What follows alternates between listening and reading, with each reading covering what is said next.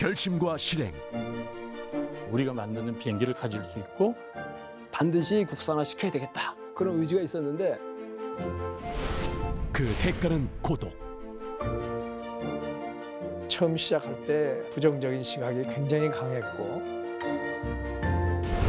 가슴 아픈 의심. 우리가 어떻게 비행기를 만들 수 있겠느냐. 말도 안 되는 소리 끊이지 마.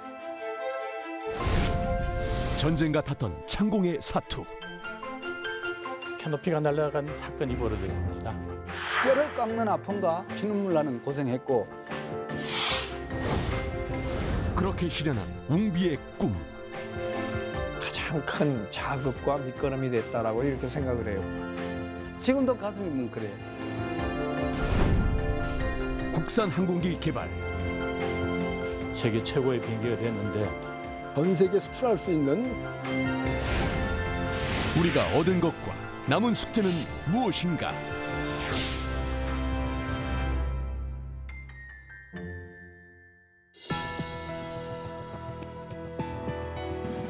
여러분 안녕하십니까? 첨단 국가의 초석 방위산업의 라미경입니다. 대한민국이 최초로 개발한 국산 공군 항공기 KT-1 웅비. 한국 방위산업에서 워낙 중요한 무기 체계이기 때문에요. 우리 방송에서도 약 40여 차례 이미 그 개발 과정을 소개해드렸는데요. 오늘부터는 KT-1 개발을 통해서 얻은 교훈과 미래 발전 방향에 대해서 토론하는 시간 마련했습니다. 이 명품 항공기를 만든 주역들 5분 모셨습니다. 먼저 국가연 제3연구개발본부장을 역임하시며 항공기 개발 사업을 이끌어오신 조태환 박사 모셨습니다. 안녕하십니까, 조태환입니다.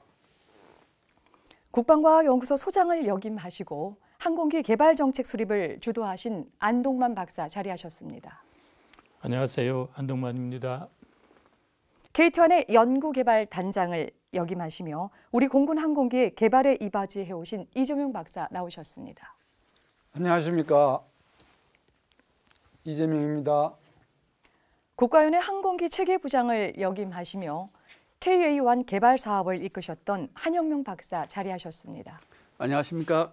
한영명입니다. 마지막으로 KT-1부터 KF-X까지 국산 항공기 개발을 주도해 오신 이대열 박사 함께 하시겠습니다. 안녕하십니까, 이대열입니다. 귀한 시간 함께 해주셔서 고맙습니다. 조태환 박사님, 네네. 얼마 전 굉장히 반가운 뉴스가 전해 들어왔는데요. 네. KT-1을 운영하는 공군 제3훈련 비행단이 무려 30만 시간 무사고 비행 기록을 수립했다는 내용인데요. 이제 어떻게 이런 과정을 거쳐서 기록이 나오는 것이 궁금합니다. 네. 지난 2018년 10월 26일 2시 30분에 KT-1 항공기가 활주로에 착륙함으로써 우리나라 사천에 위치한 우리 공군의 제3훈련비행단에서는 30만 시간 무사고 비행이라는 대기록을 달성하게 되었습니다. 예. 이 30만 시간 무사고 비행이라는 기록은 외국에서도 좀처럼 달성하기 어려운 그런 기록으로서 KT-1의 운영부대의 우수성과 3훈련 비행단의 그 장병들의 노고를 세계에 알려주는 아주 크나큰 계기가 되었습니다. 이러한 기록은 한두 사람의 노력만으로 되는 것은 아니고 우선 우수하고 신뢰성 있는 비행기가 있어야 되겠지만 부대 운영, 정비, 비행 모든 분야에서 완벽을 기해야만 하는 것으로서 우리 모두가 큰 축하를 해야 할 만한 일입니다. 그런데 이 기록은 타기종의 비행기의 비행 시간도 함께 포함되어 있는 기록으로서 KT-1만의 비행 기록으로는 2019년 한 1월 20일경에 30만 시간이 도착하리라는 예측을 지금 하고 있습니다. 이 기록은 2003년 11월 14일부터 축적된 것으로서 15년간에 걸쳐서 수립이 되었습니다. 전 비행거리는 약 1억 1,580만 킬로미터 정도를 비행한 것으로서 그동안 약 2,500명 정도의 우수한 조종사를 훈련하였다고 이렇게 듣고 있습니다. 잠깐만 그 기간만 해도 또 거리만 해도 굉장한 시간인 걸 느낄 수 있을 텐데요. 안 박사님, 저희가 이제 자동차 운전을 하게 되면 뭐 10년, 20년 이제 무사고 운전자라고 얘기한다면은 그 운전자 개인에 대한 경력을 이제 의미하는데요. 예, 그런데 이제 특정 기종의 항공기가 이 30만 시간 동안 이 무사고 비행 시간을 기록했다라고 하는 것은 상당히 큰 의미가 있을 것 같은데 이게 어떤 의미가 있는지 좀 분석을 좀 해주시죠.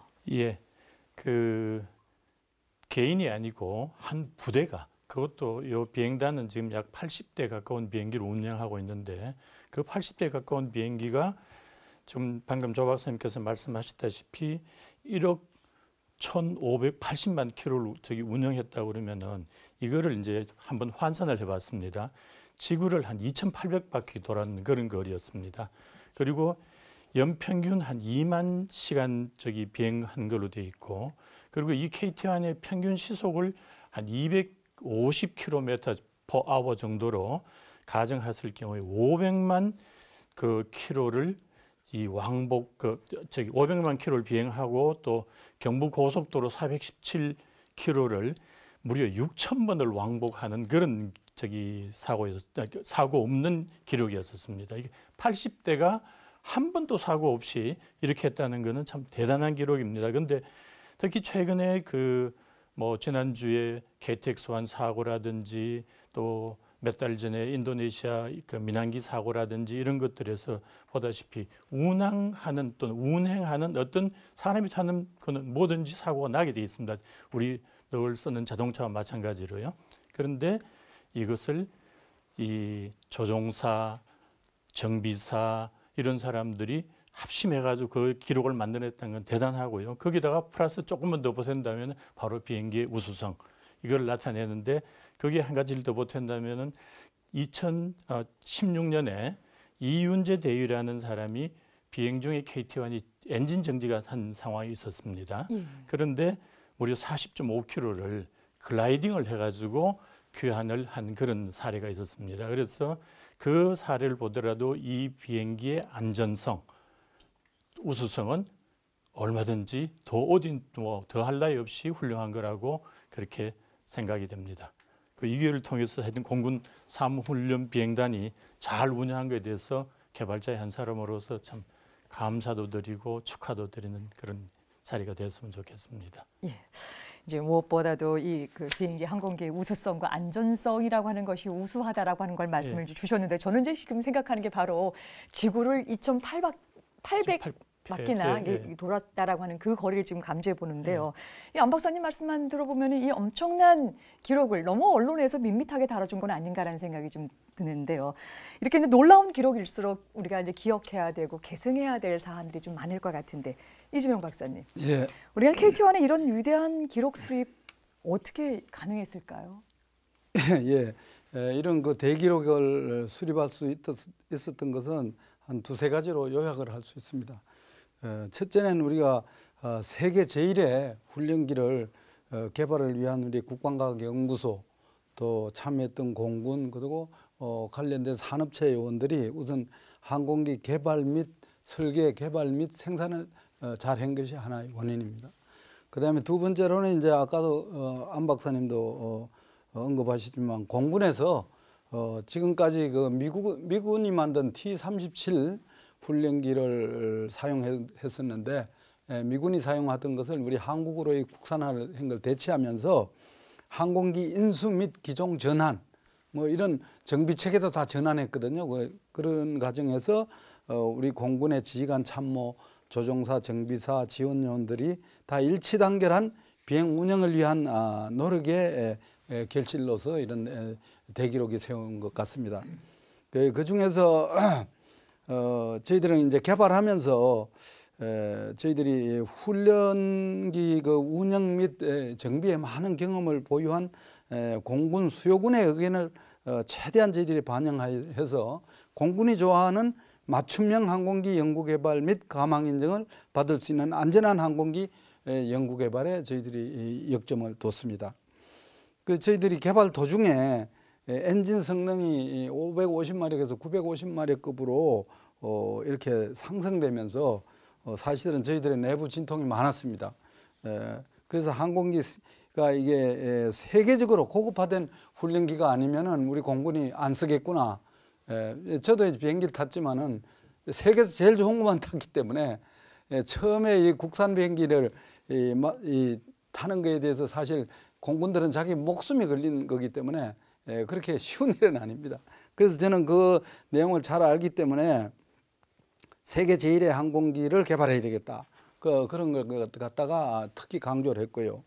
공군의 기본 훈련기로서 사용할 수 있다는 확실히 그 당시에 많은 공군이나 이런 그 항공계통 사람들이 우리나라는 아직 그런 기술이 무르익지 않았다. 우리나라는 기술에 도달 못했다. 이렇게 생각을 했습니다. 근데 사실은 그건 이제 제 3자적인 입장에서 보면 이제 그렇게 생각할 수 있었지만은 이제 국방과학연구소에서는 이 참 여러 선배님들하고 선배님들이 많은 준비를 하셔가지고 그래도 저희들이 대내외 가시할 수 있는 이런 항공기를 개발했고요. 특히 이제 그 중에서 공군에서 훈련 비행 경험이 많은 시험 비행 조종사 엔지니어들을 저희들이 국가연에 직접 파견 받아 가지고 수요군의 비행 의견을 제시해서 설계자들이 그 설계자들한테 리딩할 수 있게 한 것이 저는 하나의 우리들의 그 좋은 경험이었다고 생각합니다. 그러면서 시험 비행을 약 국가연에서 한 1600시간 했습니다. 생산되기 전에. 하면서 약 뭐 사소한 것에서부터 큰 사고까지 많은 우여곡절을 겪으면서 사실 뼈를 깎는 아픔과 그때 참여했던 설계자들은 참 고생도 많이 했습니다. 피눈물 나는 고생했고 그 당시에 국가연 소장님으로 새로 취임하신 그 황 소장님이라고 계세요. 그분하고 우리가 아침에 회의를 해가지고 저녁 때까지 점심도 안 먹고 회의를 했는데 그 육군 무기 체계는 미사일 이런 거는 몇 발 안 쏘고도 전력화되는데 너희는 1500 이렇게 해가지고 그것은 뭐 하는 짓이냐 뭐 이런 식으로 막 저희를 나무래더라고요. 그래서 그때 참 저희 우리 이제 그 주요 개발 담당자들이 가가지고 소장님하고 뭐 하루 종일 토의했습니다. 왜 항공 무기 체계는 이렇게 어려움이 있다. 그러니까 육군하고 해군 무기 체계하고 틀린 게 많은 겁니다. 그러니까 육군 해군 무기 체계 위주로 개발하다가 항공 무기 체계 하니까 그런 그 참 그 연구 소장님이나 이런 분들도 어려움이 많았던 거예요. 이해가 안 되는 거예요. 그래서 그렇게 했고 또 특히 정비 보급 군수 지원 등의 군수 지원 문제는 우리가 공군 군수사령부에 있는 항공기술연구소를 중심으로 해서 한 20년, 30년 경험 많은 사람들의 그 경험치를 갖다가 다 여기에 저희들이 그 설계 피드백 했습니다. 그 당시에 이 설계하시던 우리 안동만 박사님이나 우리 한영면 박사님 그리고 저 다른 설계자들은 참 고생 많이 했죠. 자기 설계한 거에서 또 고치는 게 많으니까. 이런 걸 통해 가지고 사실은 여러 가지 아픔을 겪었지만은 이것이 하나의 아주 좋은 히스토리가 됐고 지금은 이렇게 참 웃으면서 얘기하고 해서 참 매우 영광입니다. 여러분들한테 감사드립니다. 결국 이제 이 30만 시간의 이 무사고라고 하는 것이 그냥 이루어진 것이 아니라 촘촘한 설계가 있었었고 그 운영과 정비 또 이걸 뒷받침할 수 있는 여러 연구 인력들이 있었다라고 하는 걸로 요약을 좀 해볼 텐데요. 한 박사님, 그래도 이 KT-1이 그러니까 무려 30만 시간의 무사고라고 하는 거에 대한 이런 배경이나 이제 아주 분석적인 이런 것도 좀 있어야 될 것 같은데요. 우리가 어떻게 분석을 해서 이걸 좀 요약을 하고 정리할까요?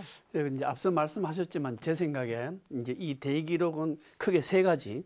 첫 번째로 우리 KT-1의 우수한 비행 성능과 안전성, 두 번째로 또 우리 공군의 그 과학적인 비행 교육 체계, 세 번째로 또 우리 특히 공군 군수사의 안정적인 정비 지원, 이 세 가지의 합작품의 그 결과라고 저는 봅니다.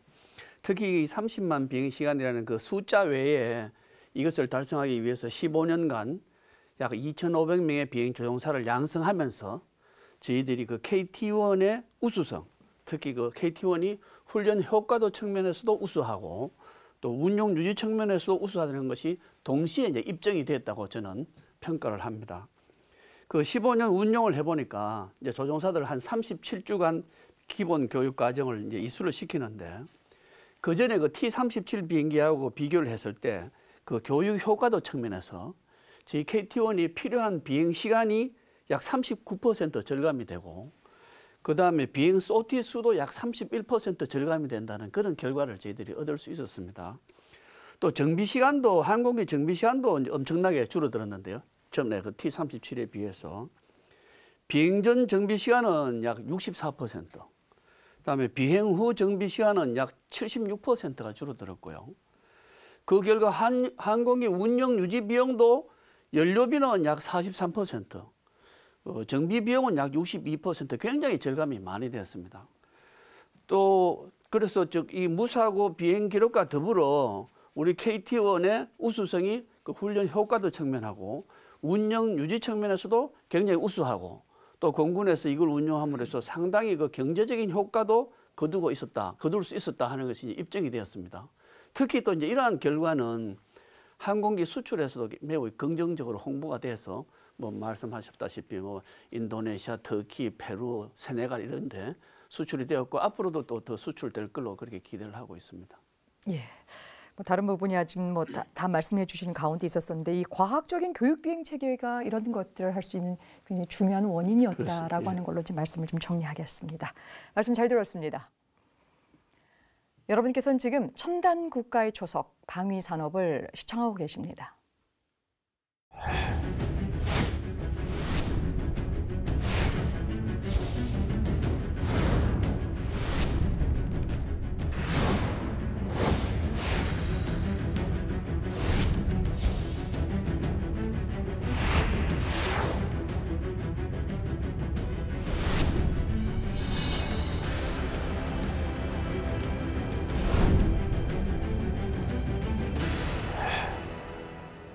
첨단 국가의 조석 방위 산업. 오늘은 KT-1 개발 과정에서 얻은 교훈과 미래 발전 방향에 대해서 토의하는 첫 번째 시간 진행하고 있습니다. 지난 2018년 11월 26일이었죠. 이때 KT-1이 30만 시간 무사고 비행 기록에 대해서 이야기를 좀 나누고 있는데요. 이대월 박사님, 우리가 만든 첫 공군 항공기로 이 세계 최고의 기록을 수립했다니 정말 자랑스러운데요.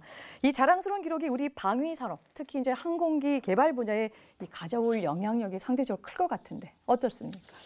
앞서서 좋은 말씀들 많이 해주셨는데요. 이 단일 기종으로 30만 킬로라는 거는 세계 최초라는 게 상당히 큰 의미가 있습니다. 저희가 그동안의 그 KT-1에 대한 성능에 대해서는 이미 그 시험 평가를 통해서 입증이 됐지만 사실 운영 유지에 대해서는 여태까지 그게 입증이 안 됐는데 이번 기회를 통해서 운영 유지하면서 30만 킬로미터를 무사고로 비행했다는 거, 그것도 단일 기종으로, 또 세계 최초라는 데 상당한 의미가 있습니다. 그래서 그 의미부터 먼저 말씀드리고 싶은 거는 원래 방위 산업이라는 거는 이 자주국방을 목표로 해가지고 시작을 했는데요. 이 자주국방을 한다는 거는 결국은 항공기 개발 기술이 있어야 되는 거거든요. 항공기 개발 기술이 있어야 되는데 이 KT-1을 통해 가지고 우리가 30만 킬로를 무사고로 30만 시간을 30만 시간을 무사고로 했다는 거에 대해서는 굉장히 중요한 이벤트이기 때문에 여기에 대한 의미는 우리가 이제는 항공기 개발하는데 외국 의존도에서 탈피할 수 있다 하는데 저는 의미를 두고 싶고요. 그 결과 아마 앞으로 T-50도 30만 시간을 무사고로 할 수 있다는 가능성이 있고, 또 앞으로 개발할 KF-X도 우리 국산 전투기도 30만 시간 이상을 무사고로 할 수 있다는 그 가능성이 있다는데 큰 의미가 있다고 저는 보고 있습니다. 그래서 앞으로는 우리가 항공기를 개발하는데 성능도 좋지만 아주 안전한 항공기를 개발할 수 있는 우리 항공기 개발 기술 능력, 그거를 이제 기반을 확립했다 하는데 그 의미를 두고요. 그 영향으로 볼 때는 앞으로 수출이 가능하다. 더 지금까지 수출한 게 우리가 뭐 5대양 6대주 해서요. 인도네시아, 터키, 페루, 세네갈 했지만은 이번에도 뭐 스페인하고 뭐 거의 수송기 들어오고 우리가 반대로 훈련기를 갖다 수출할 수 있는 그런 기회가 아마 상당히 그 수출이 확대되지 않을까 하고, 특히 그 인도도 지금 얘기가 되고 있고 뭐 카나다도 좀 얘기가 되고 있고, 그래서 앞으로 지금까지 판 그런 항공기 대수보다 더 많은 항공기가 전 세계 시장에 팔려 나가지 않을까, 그러한 그 영향을 좀 생각해 볼 수가 있고요. 또 한 가지는 그 앞으로 공군이 새로운 또 훈련기가 필요합니다. KT-1 후속으로. 그래서 우리 공군에서도 이제 아마 그러한 이제 차세대 우리 훈련기에 대해서 이렇게 이제 전 세계적으로 그 안전한 이런 그 훈련기가 이제 개발이 됐기 때문에 자신감을 가져가지고 아마 더 좋은 리ኳ이먼트 요구도를 내서 우리 공군이 쓸 수 있는 차세대 훈련기를 요구하지 않을까. 그래서 이제 우리가 개발할 때는 그 우리 공군뿐만 아니라 전 세계 수출할 수 있는 그러한 어떤 맞춤형 모듈열 이런 좀 선진화된 설계 기법을 사용을 해가지고 우리가 앞으로는 이게 이제 수출을 하면서 또 우리 내수도 창출할 수 있는 그러한 영향이 있지 않을까 이렇게 생각합니다. 예. 이제 항공기 개발 분야에 뭐 일단 뭐 외국 의존도에서 탈피할 수 있다라고 하는 네. 것, 또 수출의 영역이 확대되고 또 제일 중요한 것은 이 후속으로 차세대의 어떤 훈련기에 있어서 네. 이런 개발 연구할 수 있는 이런 것들의 문을 좀 열었다라고 하는 걸로 지금 말씀을 좀 주셨는데요. 이재명 박사님, 이 KT-1은 이제 결국 공군 조종사를 양성하는 훈련기입니다. 그래서 당연히 이제 이번 무사고 30만이라고 하는 이 시간이 이 공군 전력에도 상당한 영향을 끼칠 것 같은데 어떻습니까? 이 우리 기본 훈련기, 영어로 베이직 트레이너 혹은 우리는 이제 기본 훈련기라고 하는데 전 공군의 조종사들이 전투 조종사, 수송기 조종사, 뭐 지원기 조종사 다 하시는 분들이 우선 이 항공기를 타야 조종사가 됩니다. 그래서 비행의 기본 기술을 이 기본 베이직 트레이너인 우리 저 KT-1 웅비호로부터 전부 비행 훈련을 시작합니다. 그 다음에 이제 끝나고 나면 이제 고등훈련기라고 해서 고등훈련기는 주로 이제 제트 엔진도 제트고 그 다음에 그 악천후 내지 야간 비행 할 수 있는 그런 그 기술을 습득합니다. 그 다음에 이제 전투기로 가면 이제 뭐 전투기 입문 이렇게 해서 전투기가 그 이제 싸움하는 완전히 무사로서의 그건데 그러니까 어느 조종사건 좌우지간 이 한국 공군하고 지금 현재 해군도 와서 교육을 받습니다. 그래서 항공에 관련되는 사람은 KT-1을 갖다가 잊을 수가 없습니다. 저는 이제 미제 비행기는 T-18이라고 옛날에 그 노스 아메리칸에서 나온 비행기를 탔는데 지금 일평생도 그 비행기 보면은 지금도 가슴이 뭉클해요. 내가 처음으로 조종사가 됐던 비행기.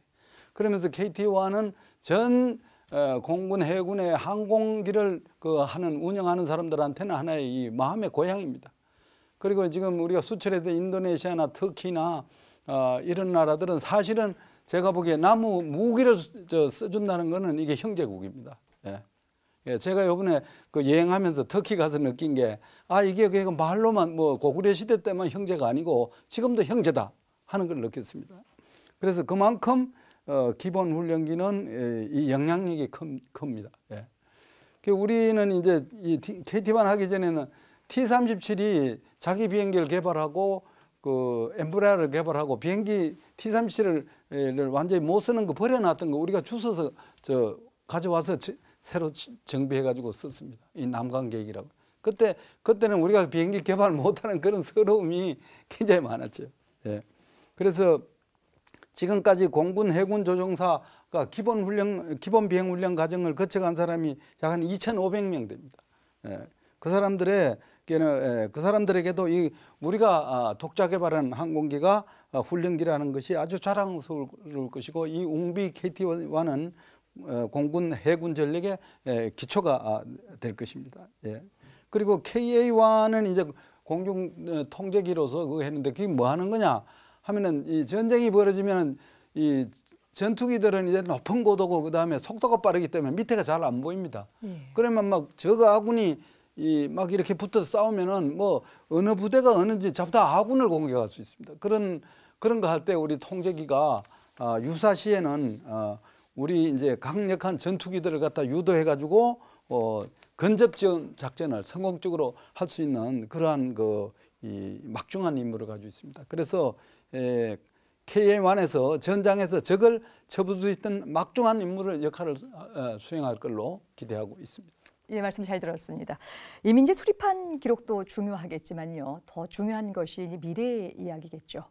한 박사님, 이제 30만 시간 무사고 비행 기록이 갖는 의미와 영향력이 이런 부분들을 낭비하지 않고 미래 발전의 동력으로 활용되기 위해서는 우리가 어떤 노력을 좀 해야 되겠습니까?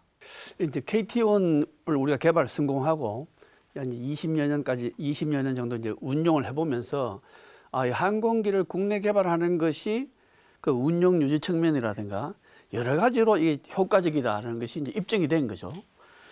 그래서 이제 그것이 동력이 되어 가지고 많은 그 항공기 개발 후속 사업이 사실은 진행되었습니다. 우리 다 아시다시피 고정익에서는 고등훈련기 T-50, 경공격기 FA-50, 그다음에 생도 실습기 스크리너라고 하는데 KT-100 등이 이제 순차적으로 개발 완료됐고요.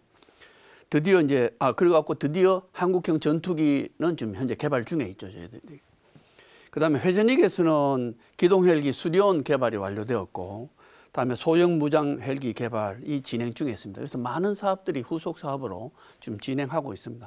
사실 이것만 해도 우리 KT-1 개발이 우리나라 항공산업 발전의 밑거름이 되었다고 우리가 충분히 그 의미가 있다고 볼 수 있는데, 이제 그 동력이 낭비되지 않고 보다 효과적으로 되기 위해서는 제가 이제 한 가지 말씀드리고 싶은 것은 그 항공기 개발의 그 어떤 장기적인 개발 계획, 저희는 로드맵이라고 얘기할 수 있는데, 그 로드맵이 충분히 그 선행되어 갖고 만들어져 가지고 개발자들이 그 미래를 대비할 수 있게, 미래를 대비해서 필요한 기술 개발을 미리 해놓을 수 있도록 그런 시간, 충분한 리드 타임을 주는 그 체계적인 소요 기획이 필요하다. 저는 이제 그렇게 판단하고 그게 조금 더 노력을 해주는 게 있으면 좋겠다.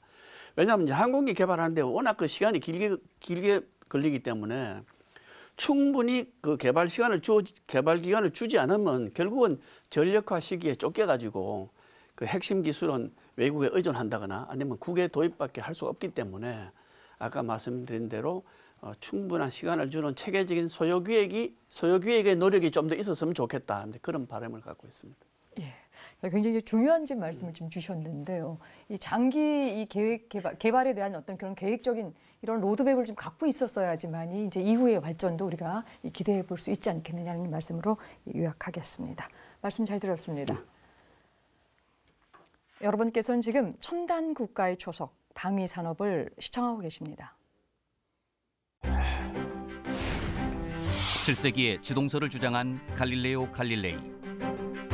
가톨릭 교회의 종교 재판에 넘겨져 목숨이 위태로워지자 천동설을 인정할 수밖에 없었지만 재판이 끝나고 돌아가는 길, 그래도 지구는 돈다는 말을 남긴다. 세계 최초로 백성을 위해 글자를 만든 임금 세종대왕. 필생의 역작이자 인류 문명사의 걸작인 훈민정음은 숱한 반대와 비난에 맞서 치열한 논쟁을 거친 뒤에야 반포할 수 있었다. 2012년 4월 페이스북은 사진 업로드 SNS인 인스타그램을 인수한다. 미화 10억 달러, 우리 돈으로 약 1조 원이라는 거금을 투자한 인수였지만 당시 대부분의 전문가들은 사진을 보정하는 기능이 전부인 앱을 인수하는 것은 바보나 하는 짓이라며 주커버그의 결정을 비난했다. 하지만 현재 인스타그램은 전 세계 이용자 8억 명 이상을 보유하고 있으며 그 가치는 인수 비용의 100배에 달하는 100조 원에 이른다. 이처럼 세상을 바꾼 위대한 진보는 대부분 극렬한 반대나 비난 속에서 탄생한다. 한국 최초의 국산 항공기 KT-1도 그랬다. 우리도 비행기를 만들어 보자는 도전 정신은 우리는 아직 비행기를 만들 수 없다는 비관론에 포위됐고, 개발 과정이 필수인 시행착오를 겪을 때마다 역시 불가능한 일이라며 사업 자체를 중단시키라는 비난에 시달려야 했다. 중국 한자를 맹신해 한글 창제를 반대한 사대부들처럼 외국 항공기만 유일한 대안으로 믿고 국산 항공기 개발을 반대한 사람들. 그것은 일부의 고집이 아니라 갈릴레오 시절의 천동설만큼이나 보편적인 편견이었다. 그러나 반드시 해야 할 일이라 믿고 국산 항공기 개발을 포기하지 않았기에 KT-1을 완성할 수 있었고, 그 덕분에 우리는 단일 기종 30만 시간 무사고 비행이라는 전무후무한 명품 항공기를 개발해 국방, 외교, 경제, 기술 등 다양한 분야에서 엄청난 이익을 얻고 있다. 절대 이룰 수 없는 꿈은 존재하지 않는다. 모든 반대와 의심은 더 완벽한 성공을 위한 검증과 담금질일 뿐이다. 이것이 KT-1 개발을 통해 얻은 최고의 교훈이며 자산이다. 첨단 국가의 초석 방위산업. 오늘은 KT1 개발 과정에서 얻은 교훈과 미래 발전 방향에 대해서 토론하는 첫 시간 진행하고 있습니다. 지금부터는 대체 어떤 개발 과정을 거쳐서 이렇게 자랑스러운 KT1이 탄생했는지 주요 쟁점별 몇 가지 다뤄보겠습니다. 조 박사님. 네네. 이제 무슨 일이든 처음 마음먹기가 가장 어렵죠. 그래서 우리는 그렇습니다. 시작이 반이다라는 이제 이야기를 그렇습니다. 좀 하고 있는데요. 우리가 비행기 한번 만들어보자라고 하는 이 결심을 한번 하기까지가 이제 굉장히 어려운 부분이 참 많이 있었을 테고 누군가 선뜻 말을 하는 것도 이제 쉽지 않은 상황이었을 텐데요. 국가에서 처음으로 이 항공기 제작을 해보자라고 하는 시도한 배경은 어디서 찾을까요? 네. 사실 이제 완전히 불모지와 같았던 우리나라의 항공산업계는 사실 우리 공군의 필요에 따라서 군용기와 함께 발전해 왔었습니다. 6.25 전쟁 이후에 정말 아무것도 없던 그런 땅에 미국에서 개발했던 P-6나 F-86 등의 전투기를 운영하면서 우리 공군에서 정비와 정비 기술 같은 것들이 필요했기 때문에 우리 군 요원들을 교육하기 시작한 것이 항공교육의 기본 시초였었습니다. 박정희 대통령 시절에 F-5라고 하는 그 당시에서는 최신의 전투기를 도입을 하면서 전 전투기를 전부 다 직도입하지를 않고 그중에 일부를 좀 더 비싼 값을 기술료를 지불해 가면서 일부는 국내에서 조립하도록 이렇게 해줌으로써 항공기에 관련된 조립 및 부품 개발에 관한 기본을 마련해 주도록 했었습니다.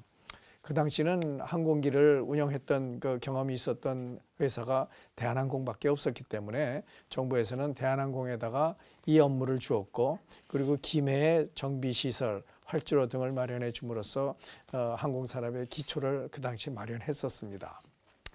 F-5 전투기의 조립 기술은 그렇게 해서 이제 습득은 했지만 우리나라에서 개발한 비행기 하나도 없이 우리 공군에서는 우리 영공을 지키는 그 임무를 수행하면서 적잖이 많은 어려움을 겪었었습니다. 그것은 우리 비행기가 아니었기 때문에 필요한 여러 가지 문제가 생겼을 때마다 부품 조달 또는 기술 지원 이런 일이 발생할 때마다 아주 시간도 많이 걸렸고 그리고 아주 값비싼 대가를 치러야만 비싼 돈을 주어야만 가능했었습니다.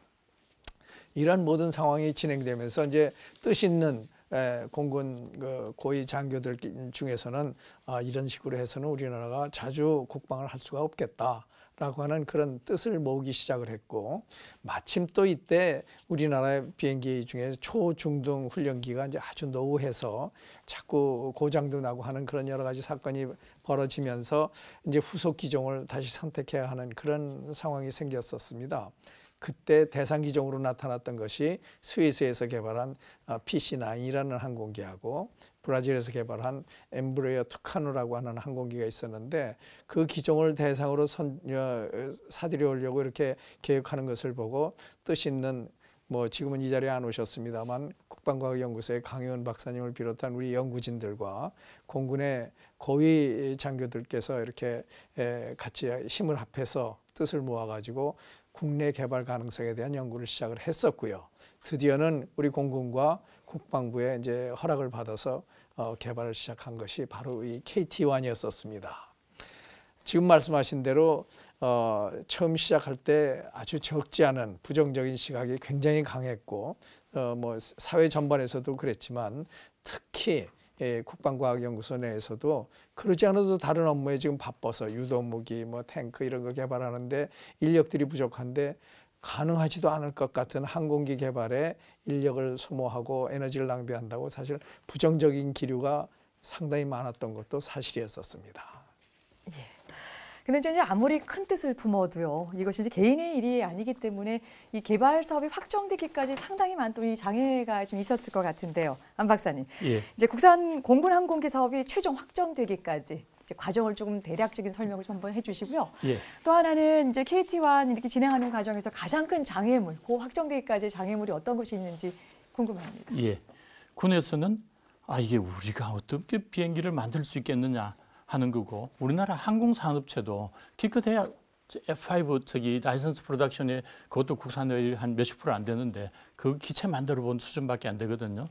우리가 어떻게 디자인하느냐 이런 기술에 대한 문제 이런 것들 때문에 이제 어려웠는데 또 한 가지가 굉장히 내부적인 적이었었습니다. 그러니까 아까 조 박사님도 말씀하셨습니다만은 이게 ADD 내에서 우리가 어떻게 비행기를 만드느냐, 우리 장갑차 이제 겨우 만드는데 어떻게 비행기를 만드느냐 이런 이제 도전을 받았습니다. 그래가지고 이것을 이제 어떻게 해결하느냐 해서 우선 공군은 강현 박사님이 이제 책임지고 이제 선배 후배 막 이렇게 책임지고 그다음에 이제 거기에다가 우리 이재명 박사나 이대일 박사 같이 공군에 있는 젊은 장교들이 이제 리크루트를 해가지고 같이 팀워크로 공군을 설득을 하고 그다음에 내부에서는 이제 기술적으로 해결하는 방법.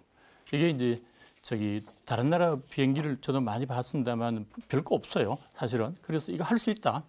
이렇게 하면서 이제 우리 나름대로의 항공기 개발 계획을 그 강현 박사가 만들었던 초등훈련기 그 개념에서 이제 좀 어드밴스 된 걸로 바꾸는 개념을 만들었습니다. 이제 그래서 그 100억을 받았습니다. 근데 이걸 100억을 받아놓고 시작을 하려니까 그 다음에 이제 또 국방장관 보좌관이라는 분이 이게 ADD는 미사일만 했는데 왜 항공기를 하려고 그러냐. 이래가지고 또 반대해가지고 그걸 또 몇 개월 동안 또 이제 설득을 해가지고 또 풀었어요.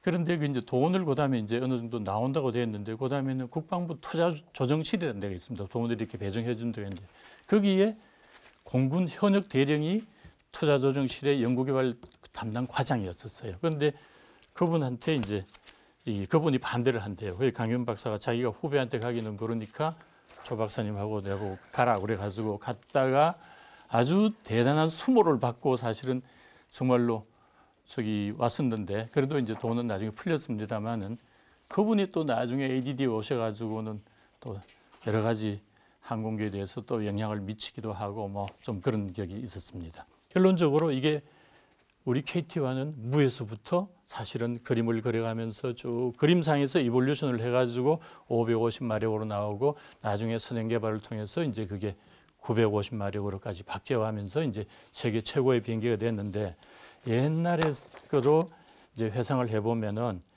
결국 돈이 적었고 시간도 3년밖에 안 됐지만 그래도 온 사람들이 다 같이 그 일을 할 수가 있었고 그걸 통해서 사실은 무에서 유를 만들었는데 최근에 제가 책을 하나 쓰면서 이게 알바트로스가 하늘을 날다 하는 그런 이야기로 끝을 맺었는데 이것도 사실은 이제 그 당시로 봐서는 지금 550마력으로 봐서는 뭐 지금 KT1 그대로는 아닙니다만은 그 550마력에 우리가 만든 처음 비행기가 날을 수 있는 그런 배경과 또 어려움이었었습니다. 예. 예. 뭐 가장 핵심적인 거 조직, 인력, 시간, 정책, 또 상위와의 이런 협력적인 관계 이런 것들이 총체적으로 계속 굽이굽이 다 이제 어려움들이 이제 진행됐던 것을 이제 느낄 수가 있었었는데요. 이대월 박사님. 네. 그럼에도 불구하고 왜 우리는 이 공군 항공기 개발을 포기하지 않았을까요? 예.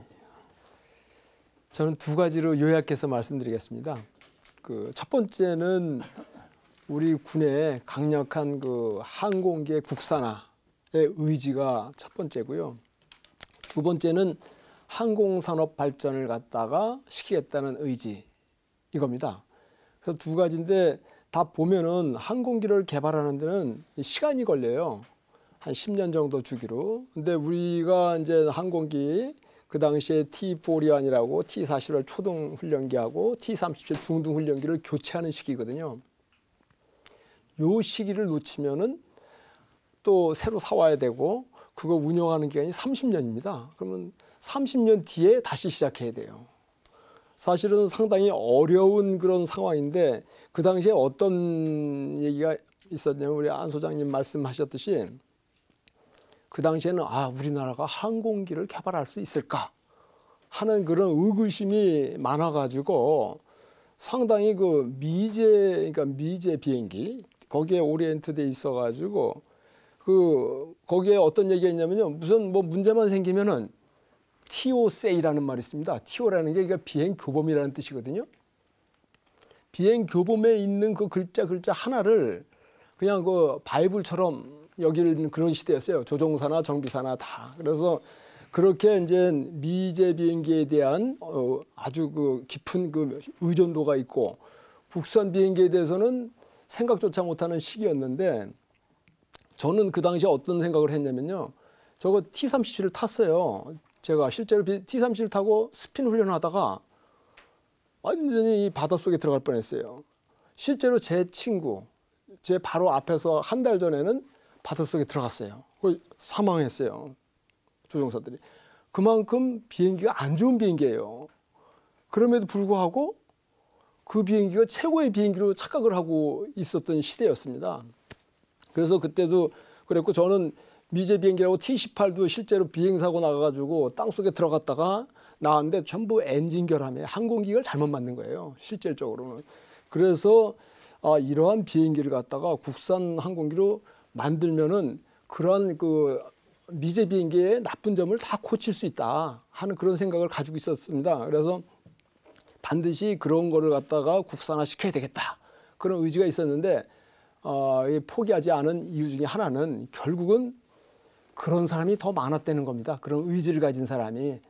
우리가 비행기를 만들 수 있느냐 이런 분들은 사다가 팔아가지고 자기 개인의 이익을 얻으려고 하는 사람들이 없잖아 있었습니다. 하지만 대부분의 군의 정책을 결정하시는 분들은 국산 항공기를 원했기 때문에 이 사업이 간 거고요. 또 아울러 가지고 항공산업 발전이라는 게 지금 KT-1, T-50, KF-X 이렇게 지금 개발하고 있는데요. 만약에 이 사업이 안 갔다면은 지금 오늘날 같이 KT-1, T-50, KF-X 이러한 항공기를 개발해 가지고 우리가 국내뿐만 아니라 외국에 수출할 수 있는 그러한 그 지금 같은 상황이 왔나 한번 반문해 보면은 그 당시에 우리가 절대 KT-1, KA-1 사업을 포기할 수 없는 그런 상황이었던 것입니다. 그리고 잘 결정을 했고 여기 계신 분들이 다 그 어려움을 겪어가지고 그거를 해결하는데 앞장서셔가지고 사실 오늘날에 같이 이렇게 항공사람이 계획한 대로 KT-1 때 계획한 대로 지금 가고 있습니다. 그래서 이렇게 하지 않았느냐 이렇게 생각하면서 우리가 KT-1, KA-1 사업이 결국은 우리나라의 그 항공기 국산화, 그다음에 항공산업 발전에 크게 기여하지 않았나 이렇게 생각을 하고 그것 때문에 절대 포기하지 않은 게 천만다행이고 우리의 어떤 좋은 그 기회가 아니었나 이렇게 생각했습니다. 예, 말씀 잘 들었습니다. 이제 마무리 정리 말씀 이제 듣겠는데요. 이제 KT-1의 30만 시간 이 무사고 비행 기록에 대한 다양한 이야기 좀 나누고 있고요. 국산 공군 항공기 개발 사업이 갖는 의미를 오늘 나와주신 5분의 패널에 각각의 이야기를 좀 잘 들어봤는데요. 이제 KT-1과 KA-1 사업이 성공되기까지 꼭 기억돼야 될 사건이나 사람 많이 기회 안 드리겠습니다. 딱 한 가지씩만 해서 정리 말씀 듣겠습니다. 먼저 이대월 박사님께서. 예. 저는 그 사건을 먼저 하나만 딱 얘기하겠습니다. 그 한 가지는 제가 잊어버릴 수 없는 거는 1995년도 그 8월 10일 션 로버트가 이제 비행을 한 겁니다. 8월 16일 날 비행을 했어요. 근데 사실상 KT-1의 그 지금 이 형상에 대해서 초도 비행은 1995년 8월 10일 기에오 대령이 실제했습니다. 3번을 하고 그 다음에 션 로버트하고 기에오 대령하고 같이 타가지고 비행을 했는데요. 그 날짜가 8월 16일이고요. 그 레포트가 나온 거는 8월 19일 날입니다. 그래서 바로 그 1995년도에 그 일어난 사건들 그거를 잊을 수가 없습니다. 왜냐하면은 그때 그 션 로버트가 그 3호기를 타고 내려와서 첫 마디가 It's fun 해가지고 재미있다 그래요. 그 말이 무슨 말인지 몰랐지만은 이거는 시험비행 조종사들에 위한 교육용 항공기로는 최고다. 이런 비행기를 탈 수가 없다. 이렇게 얘기를 했어요. 우리 그 훈련 배우는 그 학생 조종사를 위해서는 아니다. 이거는 훈련기로서는 아니다. 이 뜻입니다. 그게요. 왜냐하면 시험비행 조종사는 이상한 비행기를 타봐야지 평상시에 타보지 못하는 그런 비행기를 타야지 자기가 그거를 평가하고 교육을 또 시킬 수가 있어요. 그래서 그분이 그 한 얘기가 이제 기억이 나는데요. 그때 그분이 이 비행기는 그러니까 안 되니까 이거는 다시 만들어야 된다고 레코멘데이션을 했습니다. 그때 레코멘데이션은 비행기를 다시 설계해가지고 만들어야지 되는데 그래서 그때 레코멘데이션 한 것 중에 하나가 그 스컹크 워크 팀을 그분이 이렇게 말씀을 해주셨어요. 그래서 그 락히드 마틴에서는 그런 거를 했다 그래가지고 설명을 해주셨는데 그때 결국은 무슨 얘기냐면은 모든 비행기를 다 고치려면은 3년 동안 설계한 거를 지금 3개월 100일, 3개월 100일 만에 고쳐야 된다는 얘기입니다. 그거를. 상당히 쉽지 않은 결심인데요. 그때 그걸 결심을 하셔가지고 그때 제가 그게 이제 그 스컹크 팀이 지난번에 특별 설계팀이라고 그랬는데요. 제가 찾아보니까 결제하실 때는 우리 조태한 본부장님이 결제하신 걸 제가 찾아보니까는 체계 설계팀으로 돼 있습니다. 그게 마지막에는 보니까. 그래서 그 체계 설계팀을 만들어 가지고 그 100일 작전을 성공적으로 수행을 한 그 사건이 저는 이 우리 KT1이 이 성공 작품으로 만들어진 근본적인 계기가 되지 않았나 생각하면서 그때 결심해 주신 우리 저 조태한 교수님 이 자리를 빌어서 감사를 드리고요. 아울러서 사실은 이렇게 저희가 KT1에 대해서 회고할수 만들어 주신 우리 저 김선덕 PD님하고 박대필 작가님한테 이 자리를 빌어서 감사를 드리고 제작진 모든 분들한테도 감사드립니다. 예. 여기 이제 스컹크 웍스에 관련된 그 사건을 좀 예. 기억을 하시고 계시고요. 이번에 이재명 박사님께서는 예. 옛날에 이 콜럼버스가 처음에 이제 신대륙을 발견하러 간다고 해서 그 왕들한테 다니면서 나를 지원해 달라. 그럼 내가 가서 신대륙을 발견해서 황금하고 모든 부귀영화를 갖다 줄 테니까 지원해 달라고 했을 때 모든 왕들이 다 조롱했어요. 야, 임마, 말도 안 되는 소리 끊이지 마라. 근데 이제 그걸 받아줬던 사람이 이제 이사벨라 여왕이라고 그 사람이 이제 지원을 해주고 알아주고 그 인연이 돼가지고 이제 유럽에서 이제 그때 저 해양 저 신대륙을 발견한 그런 역사를 썼습니다. 근데 이제 우리가 국방과학연구소에서 이제 다른 육군 무기, 해군 무기 체계하다 공군 무기 체계할 때 어떤 면으로 보면은 참 이야기 말씀들 이렇게 들어보면 고생들 많이 하셨어요. 이제 그것이 제가 보기는 콜럼버스 때나 마찬가지로 새로 개발하려고 하면은 뭐 여러 가지에 도전하는 게 많습니다. 그리고 개발한 역사가 없으니까 사람들이 다 믿지를 않습니다. 그런 가운데서 이제 개발하려고 시작하려고 보니까 사실은 개척 정신이 필요했던 거고. 우리가 사실은 어떤 기성세대나 이제 그런 분들이 이제 개척 정신이 없이 그냥 안주하면 세상이 편한 겁니다. 그래서 선진국, 오늘날 선진국 때는 뭐 미국이나 유럽 이런 데가 다 기술적으로 리딩하는 것이 그러한 아픔과 개척 정신과 희생 속에서 그래 된 거거든요. 그래서 제가 이렇게 보기에 참 여러분들이 이렇게 처음에 계획 단계 이런 데서 굉장히 고생하셨고 저도 사실은 이제 국방부나 공군 본부에 그 당시에 가서 연구 개발에 어떤 문제가 생겼을 때 가서 설득하고 뭐 가서 뭐 여러 가지로 이제 설득해야 될 만인데 뭐 수모도 많이 당했습니다. 저도 같이 비행하던 그 동기분 이런 분들 뭐 또 선배님들 옛날엔 다 그냥 전우입니다. 사실은 같이 전우지만은 제가 이제 ADD 와서 연구개발에 합류가 돼서 연구하니까 완전히 저자세가 되더라고요. 어디 가서 국방부도 마찬가지고 그 중에서도 그래도 이 마지막에는 다 어려운 가운데서도 많이 도와주시더라고요. 예?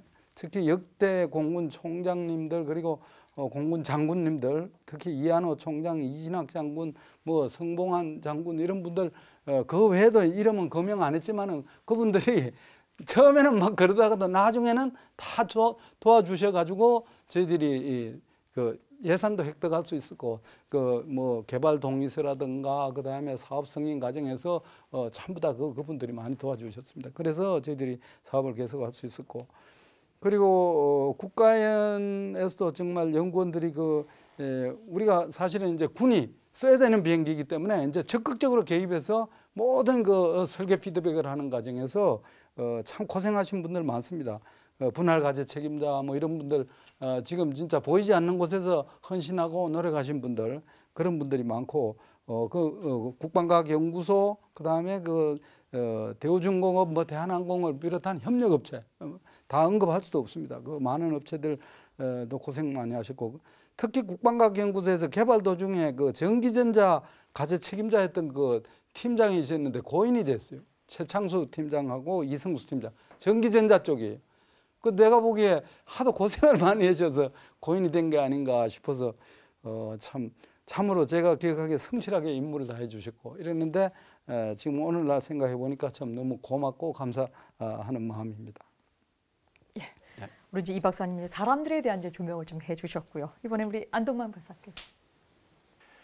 저는 이진호 우리나라에 처음으로 만든 테스트 파일로트 이 사람에 대해서 저는 굉장히 여러 가지로 어프리시에이트를 하고 싶습니다. 왜냐하면은 이 사람이 사실은 초도 비행이라는 걸 아까 PL2 초도 비행할 때 아무도 안 타려고 그래서 저 이익은 군수사령관이 타듯이 새로운 그 만들어 놓으면 아무도 안 탑니다.